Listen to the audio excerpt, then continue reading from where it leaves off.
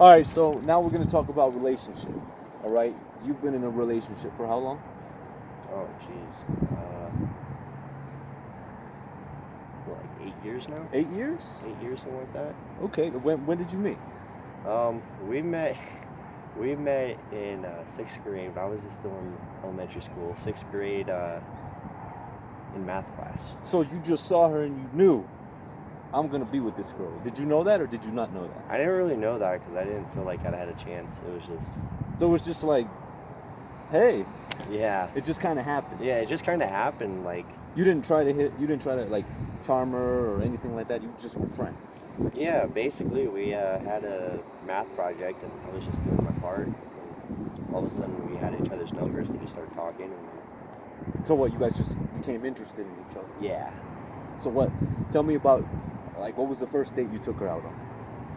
The first date I took her out was this arcade place down in the Springs. Oh, Manitou? Yeah, Yeah. Manitou, yeah. Okay. Yeah, I know what you're talking about. Yeah, so my parents took us there, and that was our first date. It was good games. And what has kept you guys passionate or in love or just together as boyfriend and girlfriend? Like, what is it? What is the secret? Like why haven't you been like, I don't like you anymore. I'm gonna find somebody else. What? How do you make that work? Um, to be honest, I don't really even know. Like, it's just, we've always had an interest into each other. So There's you just nothing, like each other. yeah, we just like each other. Like, we don't really go out and try to find new people. It's just kind of like, Well, what keeps you guys stuck together? Like, what is it? What is the motivation? What tells your soul, I'm gonna stick with her because it works? Like, what? How is that? Where's the gold? Um, probably because we have a lot of interesting stories. We kind of both grew up from a pretty rough childhood. Okay. As her, like, she was adopted. Her parents kind of her dad passed away, and she's just kind of been through like the same stuff as us. So we're Okay. always sitting there trying to motivate ourselves or each other, and to don't So it was like wake the up. suffering, Yeah, and you guys shared on that, yeah. and that's how you guys managed to stick together because you guys understand where Yeah, you guys come from. yeah, we feel like not many people around here has gone through that dark of a time, and I don't know, we just kind of just motivated each other through it for all these years. Just one person would text the other person like, "Hey, why do I feel like crap?" Right, right, And it's right. like, just sit there and motivate. Just kind of talk each other through our past and try to learn from each other. And like, have you guys gotten in a big argument before? Like a really big bad argument, anything like that? Yeah, definitely a couple times. Just mainly just, people that we choose to hang out around that we don't really agree on. Okay. Just granted from, seems like they've been through a hard time, but they're choosing a wrong path. So like a lot of drugs and stuff. So that's my big issue, that she likes to hang out with friends that like to do drugs. Right. I don't want to be associated around that, and I don't think it'd be, a good idea for her to do that. So I just kind of tell her like, hey, you know, let's compromise on this. Like you gotta, respect from what I want, and I respect what you want. So she doesn't like it when I hang out with girls, for instance, because she has a hard trust issue due to her dad Okay. cheating on her mom all the time. So usually, we kind of compromise through that. Like, hey, let me know what you're doing with this person or Okay. whatever. If there's drugs, let me know if there's any drugs around or whatever. And then she asks, she has me like tell her what I'm doing. Basically always keep her updated. And how long does it take for you guys to compromise? Like what? Uh, like would you guys argue about it, and then the next day it's like, okay, you know what, I was wrong. Let's work it out, or Yeah, so we'll get into like an argument, just like a lot of stuff, just set out and just set out to like hurt each other, I guess. But then like the next day we'll like, hey, let's try to figure this out. okay. That way we don't have this anger, this hatred at that point. And has your relationship changed from sixth grade to now? Like, has anything changed at all? Definitely with the communication.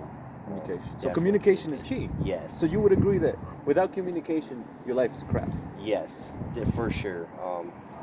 Because now we communicate about everything we're doing, basically. Like, hey, after work, I'm gonna go do this, or hey, I'm gonna stay home tonight because I'm not feeling good. Okay.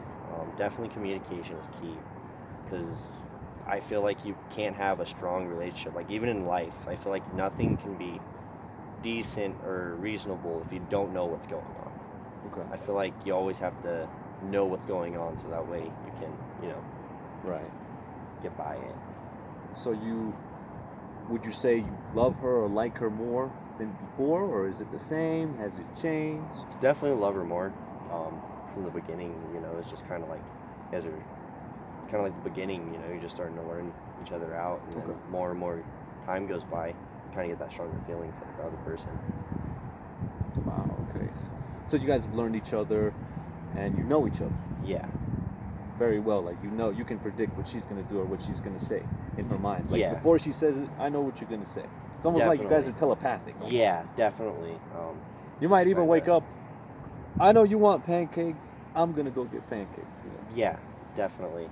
Just kind of through all the years been together, you just kind of start picking up all the little things too. So like, Would you say a relationship is spiritual, mental, and physical?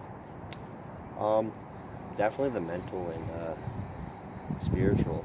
Physical, you could honestly go without it. I mean, you don't really need like all the kissing and crap, as long as Right, because it's right here. Yeah. Right.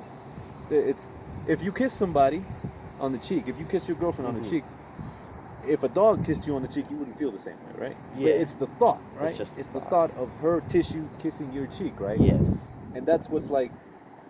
I know she likes it. Yes. So it's how we think, right? Yes.